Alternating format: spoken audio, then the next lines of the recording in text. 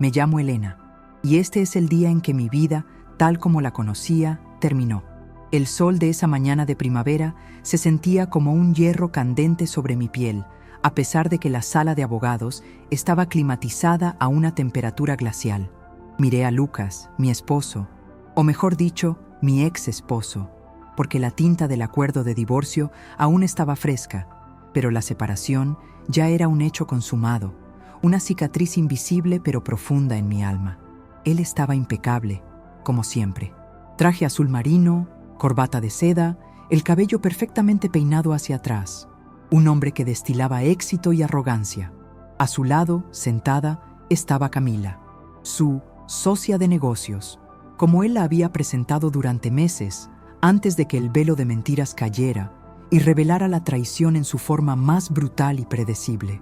Ella, 20 años más joven, con esa sonrisa de suficiencia que solo tienen las personas que creen haber ganado sin haber luchado justamente. Durante los últimos 3 meses, desde que descubrí el engaño, mi mente había sido un campo de batalla. Noches sin dormir, un torbellino de planes de venganza que iban desde arruinar su reputación hasta quemar su costoso auto deportivo. Quería que sufriera, que experimentara el mismo dolor, la misma humillación que me había infligido. Había invertido 10 años de mi vida en ese matrimonio, mi juventud, mi carrera, mis sueños. Y él, con un gesto casual, lo había tirado todo por la borda por un capricho juvenil y una promesa vacía de novedad. Y entonces sucedió. El abogado de Lucas deslizó los documentos hacia mí. Solo falta su firma, señora Vidal. Mi mano temblaba mientras sostenía el bolígrafo.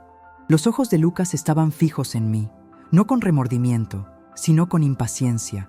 Quería terminar con esto, formalizar su nueva vida. En ese instante preciso, mientras el bolígrafo rozaba el papel, mi alma se sintió ligera, como si una carga de toneladas que había estado llevando se hubiera disuelto en el aire. No fue la resignación, fue el renacimiento, pero un renacimiento irónico, teñido de una verdad que solo yo conocía. Y esa verdad era infinitamente más devastadora para él que cualquier venganza que mi mente destrozada hubiera podido concebir. Levanté la vista. En lugar de la expresión de mujer herida que esperaba ver, mi rostro se curvó en una sonrisa lenta, amplia y profundamente genuina. Lucas frunció el ceño. Camila dejó de juguetear con su brazalete y me miró con una mezcla de sorpresa y desdén. ¿De qué te ríes, Elena?, preguntó Lucas con la voz dura. Apoyé el bolígrafo y me incliné ligeramente sobre la mesa. Me río, Lucas, porque todo este teatro es irrelevante. ¿Irrelevante? Te estoy dando la mitad de los bienes que amas, lo que por ley me corresponde darte. No es poca cosa. ¿Qué podría ser irrelevante? Tú, Lucas, eres irrelevante, dije con una calma que lo desarmó. Pensé en destruirte, en hacer que cada día de tu vida fuera un infierno. Planeé cada detalle de tu caída. Pero, ¿sabes qué? El destino es mucho más eficiente y cruel que yo. Camila intervino, con su voz aguda. Por favor, Elena, acepta tu derrota con dignidad. Lucas y yo tenemos una vida que empezar. Me volví hacia ella, y por primera vez noté la palidez en su rostro, la tensión en sus hombros. Me pregunté por un segundo si ella también ya estaba sintiendo el peso de su victoria. ¿Derrota? Solté una risa suave.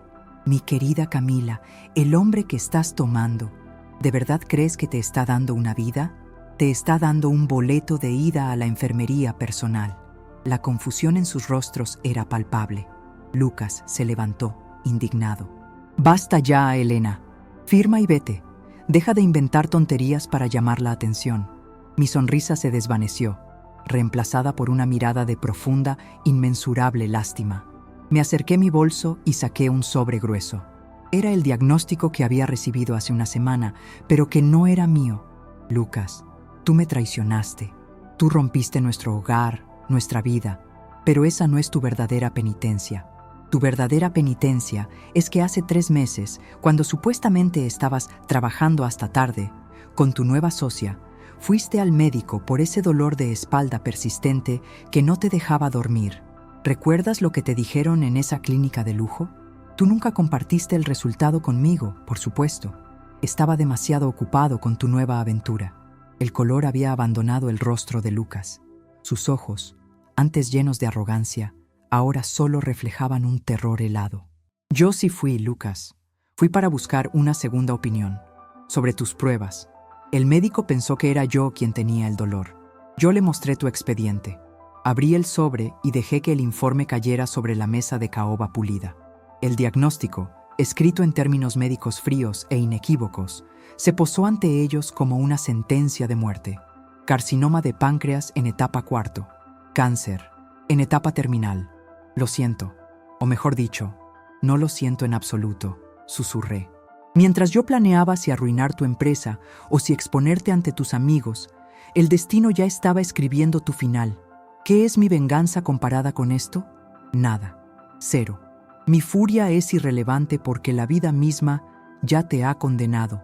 Vi cómo el alma de Lucas se rompía ante mis ojos. Ya no era el magnate poderoso, era solo un hombre asustado, enfrentándose a la mortalidad.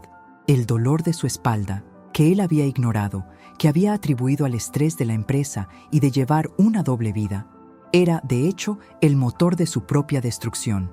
Camila, por su parte, se levantó de un salto, con el rostro blanco como la cera. «Lucas, ¿es eso cierto? Me dijiste que solo era una hernia». Su voz era un grito histérico. Yo no quería preocuparte», tartamudeó Lucas, mirando el informe médico como si fuera un fantasma. ¿Preocuparme? Me robaste un futuro saludable, Lucas. Me trajiste a una relación con un hombre que se está muriendo. Las lágrimas de Camila no eran de dolor por él, sino de rabia por la inversión perdida. Era la reacción que yo esperaba de la mujer superficial que era. Firmé el papel del divorcio con una mano que ahora era firme y estable. Mi firma fue un acto de liberación, no de derrota. Me levanté, no tomé el sobre, lo dejé allí, como un regalo macabro de despedida. Les deseo lo que se merecen, dije, mi voz extrañamente neutral. Yo me voy, a vivir mi vida, porque yo sí tengo una, y tú, Lucas, acabas de darme 10 años de libertad y una fortuna para disfrutarla. Gracias. Salí de esa sala y por primera vez en meses respiré aire puro. El sol ya no quemaba, calentaba mi rostro. Me subí a mi coche y no miré hacia atrás. Había renunciado a mi venganza y al hacerlo, había encontrado mi paz. El destino había hecho el trabajo y su crueldad era la ironía más grande de todas. El hombre que me había quitado mi futuro no tenía uno propio. Me dirigí a la playa, no a casa. Necesitaba arena bajo mis pies y el sonido del océano para lavar los escombros de mi pasado. Mientras conducía por la carretera, la realización me golpeó. Yo no lo odiaba, lo compadecía. Toda mi rabia se había convertido en una inmensa, abrumadora piedad. Había deseado su dolor, pero él ya estaba sufriendo una condena que ninguna corte terrenal podría imponer. Y esa piedad, esa fue mi verdadera libertad. Los siguientes 6 meses fueron un blur de sol, arena y silencio. Había usado el dinero de la liquidación del divorcio para alquilar un pequeño loft frente al Pacífico, lejos de la ciudad, lejos de los recuerdos.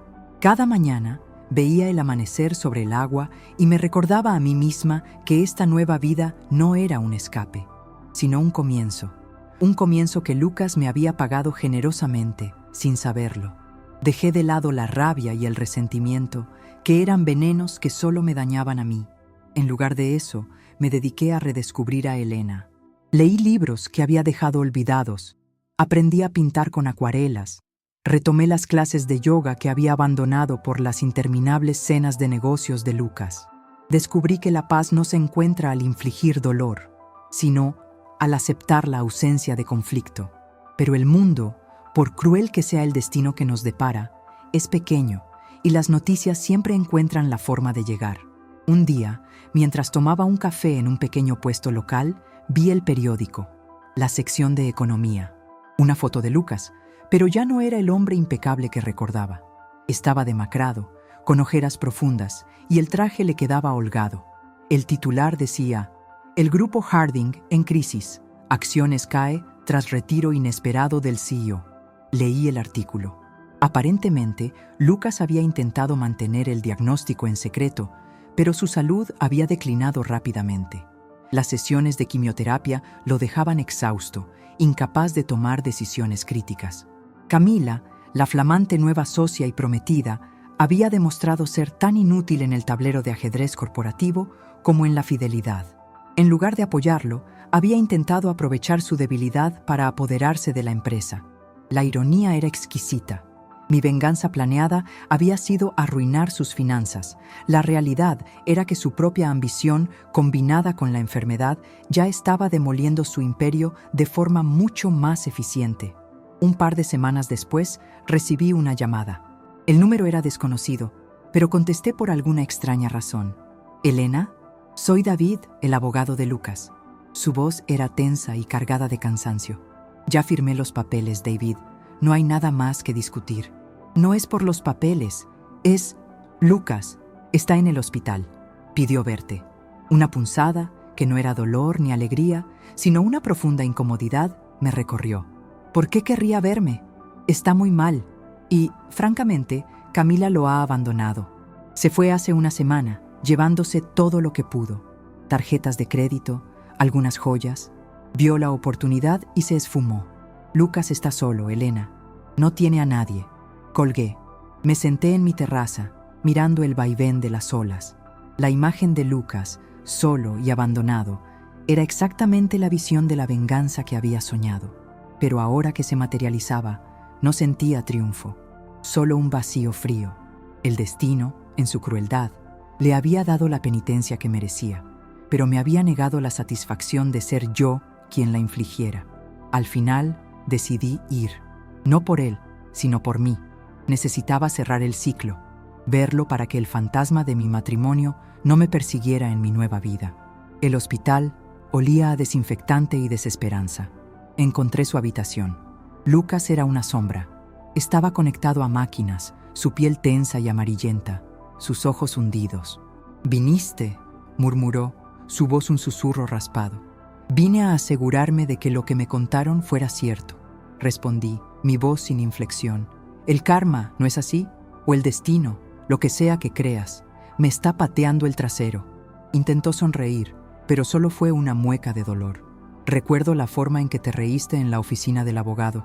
Esa risa fue lo que me hizo darme cuenta que habías ganado sin luchar. No es una victoria, Lucas. Es solo el resultado de tus elecciones». «¿Camila?» Se fue, tan rápido como llegó.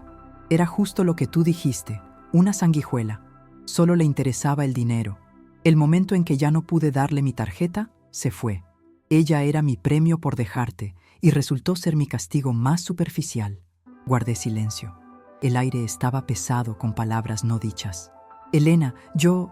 lo siento», dijo, y por primera vez sonó sincero. «No por el divorcio, sino por haberte robado 10 años, por haber sido tan ciego para no ver lo que tenía. Pensé que una vida nueva era mejor, pero la vida nueva que elegí ya se está extinguiendo». La piedad me invadió de nuevo. Era tan inmensa que casi me ahoga. Me acerqué y tomé su mano, huesuda y fría, no como exesposa, sino como un ser humano que atestiguaba el sufrimiento de otro. «Lucas, no te odio, ya no. Odiarte me ataría a ti, y yo necesito ser libre. Tu destino es cruel, sí, pero ya no me incumbe. Necesitas encontrar tu paz, no la mía». Me miró con una expresión de gratitud infinita. «¿Me puedes prometer algo?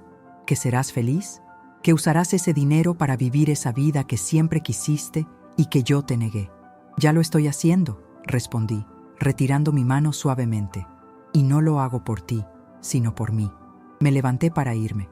En la puerta me detuve. «David me dijo que no tienes a nadie. ¿Quieres que llame a tu hermana?» «No, déjalo así. No quiero que me vean así». Salí de la habitación, dejándolo con su soledad y con el final que él mismo había tejido. Yo no necesité mover un dedo. No necesité un plan sofisticado de venganza. Mi renacimiento fue el momento en que acepté que mi dolor era irrelevante en comparación con la sentencia que el universo ya le había entregado. Mi verdadera liberación fue la compasión, que mató a la última chispa de resentimiento. Volví a mi pequeño loft, al sonido de las olas, a mi café caliente y a mi lienzo a medio pintar. La ironía era la dulce melodía de mi vida ahora. El hombre que había planeado dejarme en la miseria me había dado las herramientas y la motivación para encontrar la verdadera felicidad, mientras que él se enfrentaba a un final mucho más severo y solitario de lo que mi mente más vengativa podría haber inventado. El destino no es justo, pero es definitivo. Y en ese ciclo inmutable de causa y efecto, yo había encontrado mi paz. Era libre, y esa era la única victoria que importaba.